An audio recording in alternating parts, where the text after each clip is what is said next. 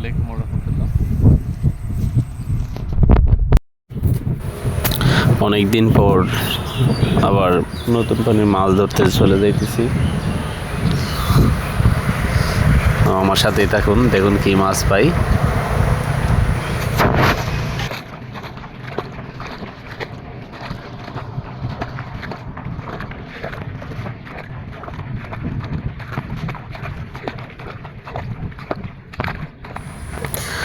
ঝির ঝির করে বৃষ্টি পড়ছে, মাছ ধরতে গেলাম। আলহামদুলিল্লাহ, এটা হচ্ছে একটি রিং জাল।